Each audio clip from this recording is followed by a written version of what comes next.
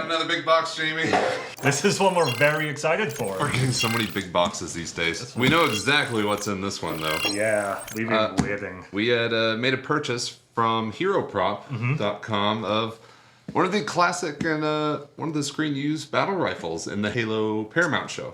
The Halo Paramount TV show. Say what you want about it. Their props department was fantastic. Yeah, the actual armor set, incredible. and, the undersuits and everything. The helmet, incredibly complex. Yeah, and the weaponry as well when they weren't using AK-47s and 2255. Or a battle rifle in full auto mode, which is a little bit weird, but...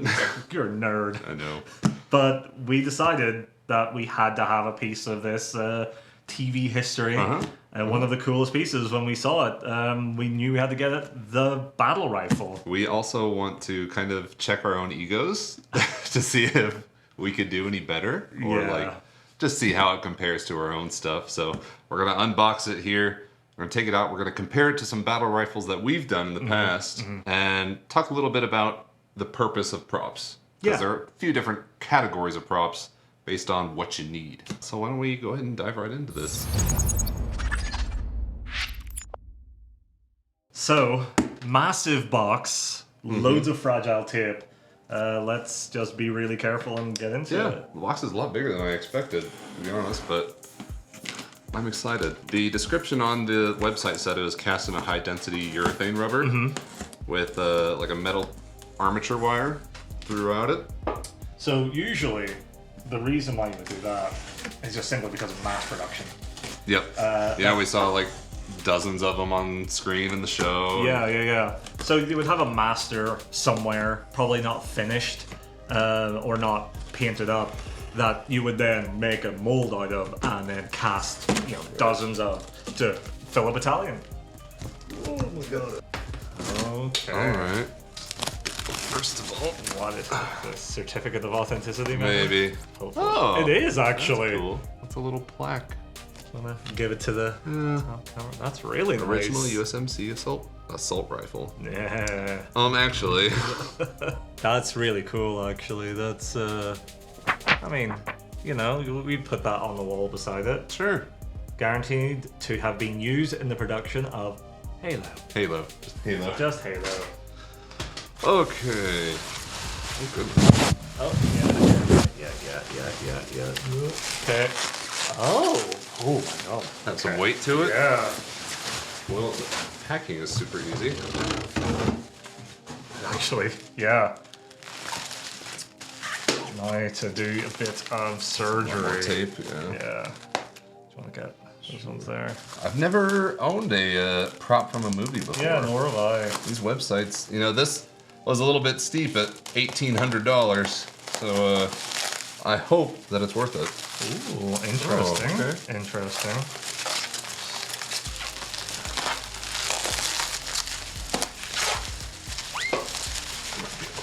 Okay. First impressions. Yeah. The paint job is pretty simplistic. Yeah, which makes me feel good. Yeah, but oh no, feel the way. Yeah, solid. Oh my gosh. Right. This is at least like 5 pounds. Yeah, that's a workout running around in that. Okay. And it's made out of very high density rubber. Like, yeah, I'm shocked to even call this rubber, honestly. Yeah. It is, and it's got a big armature like rod through the whole thing. Just so it doesn't bend or break. You can see it still has its casting separation lines. You can see where they've like tried to clean up the separation line there and like cut a little bit too much away. Oh yeah, I see it. And like this is the one thing that you can tell it's rubber. Oh yeah. Little bendy bits. I believe. What? That comes off. What? Oh, yeah. Delicately. Wow. Gross. Looks like a little metal wire or metal hole through it, but handy for construction to have a part like that separable. Wow. This is a solid, beefy prop. Yeah. You know, the seam lines are a little bit way too visible for me. Sure. Like here on the screen, you can see it's cut in half. Oh my god, Pretty, yeah, really roughly. pretty hard. But honestly, it's not bad because it's all about profile. You're never going to have a camera shot that's going to be directly in there. So as a Marine going full auto with this thing, all you're going to see is this profile. Yeah. So what kind of prop would you call this, Jamie? It's described as, the term using it's a hero prop, which is specifically designed for close-up shots, or at least in the foreground. Maybe it's a camera panning over it.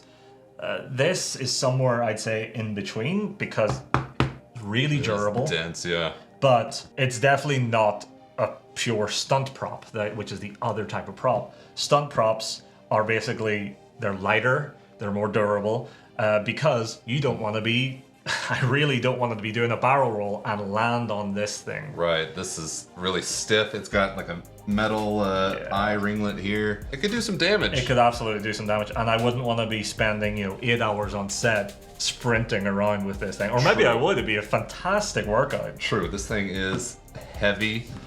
It is very dense, but yeah, I could see it being at least used by a character on screen. Maybe not for Master Chief holding it, or but you can imagine like a group of Marines firing these things. Oh yeah, and like, the camera just jumping between them. From 5 feet away, you would not be able to tell or see any of these things that we've nitpicked. Yeah, so that's the ultimate test, is the 5 foot away test. Yeah. Unless it's like, wow. Like, unless we're talking about like Hellboy and films like that, where his hand cannon, it does like a nice close-up pan, where the weapon is like part of the story. Right, exactly. That isn't the circumstance here. This is a prop in all elements. It is just something that is used alongside, actors to build up the scene. Could take a lot of damage, a lot of being thrown around on set. Right. And, yeah, it might not be the front and center highlight prop, but still very well constructed. Yeah, incredibly well constructed. Now, yeah, I would see this as a hero prop, but as a comparison, we actually have here one of our stunt props that we've made. This is the DC-17 Blaster. You can get these at galacticarmory.net. And we cast this using, this is a Simpact polyurethane rubber. Right. Now, it is a high density rubber, you can't really squeeze it that much, but what you can do with it is just bend it. It will bend, it will deform, and it will snap back into place. If I, again, somehow learn to do a barrel roll and land on this, it's going to bend with me. Oh yeah, you could drop that from 20 feet up in the air and it would hurt the ground more than the blaster itself. And so what you would do with this is, say you had a live action Captain Rex firing this off, nice close-up shots of it, and then he has to do, let's continue it, a barrel roll, yeah. It would cut to another angle. It would likely be swapped out. Probably a whole nother costume as well. Yeah, exactly. You would cut out to a different actor in a different suit and likely carrying one of these. Not a, nicely done up version like this, but something that will look just about right in, high frame, quick movement of a shot. And he would do his barrel roll, come up again, shot changes, new actor, back to the good-looking one. And, exactly. So quick shots. Don't put any time panning onto it, and Yeah, it has no metal rod through it, so it's got a lot of flexion, and you can really, really bend it, and it will slowly start to return back to its original shape. It's, God, yeah. Yeah, that would ruin someone still, but got some weight to it, but that flexibility is very important. Yeah, so that's really the difference here. And then, that extends further to armor as well. For example, anything that you 3D print, that's not called a stunt prop. It is, 3D printing will be very rigid, meaning that if you drop it, it will probably suffer damage. Yeah, it is fragile. You put in effort to make sure that it is weathered and the right color and, you know, tells the story, because you want people to come up close to it, look at it, and admire it. That is, in all ways and description, a hero prop. Now, if you want to make stunt armor, like our friends at November Black, right, they perfect do example. like all their ODST armor in casted high density rubber like this, so that they can actually do stunts and move around, and the armor is a lot more durable. They can actually kneel in their armor, which is just unheard of. Yeah, but the upfront cost to making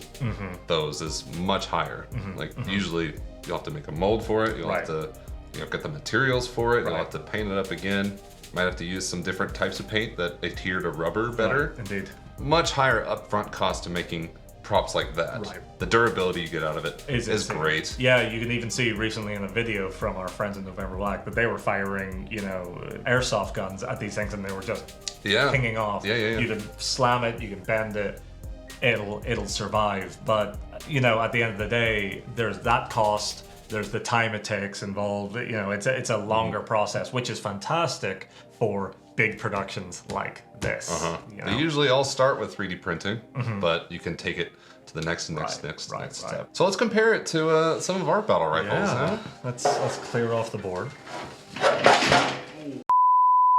Okay, Jamie, what do we have here? We got a couple more battle rifles. Right. Halo 3 battle rifle, Halo Infinite battle rifle.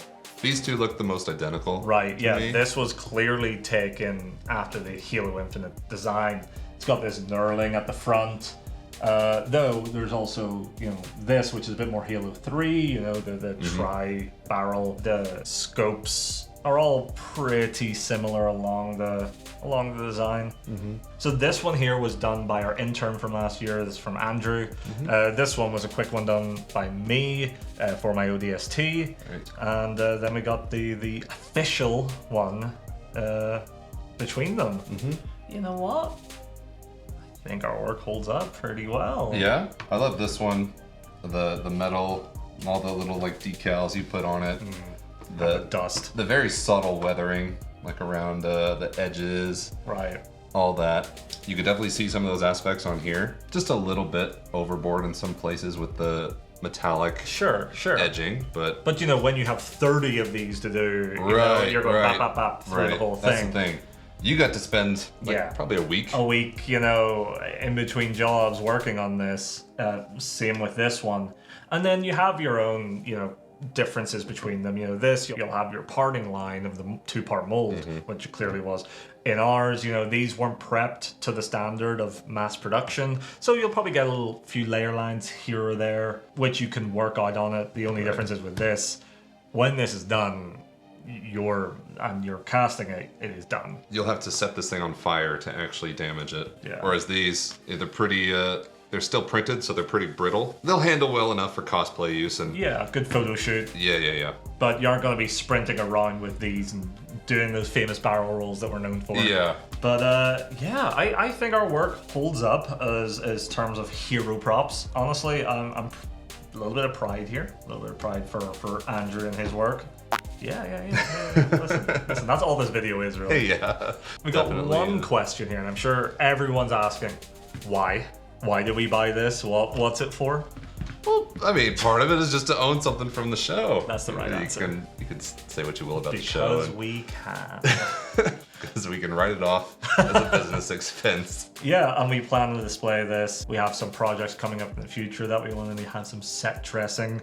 And I think something from one of our favorite, mediums in the background would be a fantastic addition. Oh yeah, absolutely. To know that it was used in the show and is solid. We could even use it in our ODST costumes for stuff. We now have our own stunt hero version of a battle rifle that we can use. And who knows, maybe Master Cheeks himself carried this one. Maybe. Well, everybody, thank you for watching as we indulge our own egos here and compare our own work to Hollywood's work. Yeah, not too bad. Overall, I think it holds up pretty well. We can identify exactly how they made it and how we would make our own. And I hope you learned something from talking a little bit about the different types of props between stunt props that are used for acrobatics and obviously stunts and need to be super durable.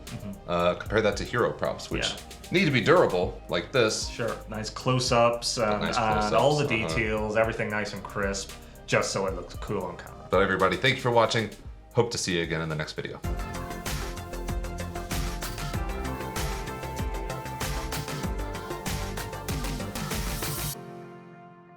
You got a big stringy here.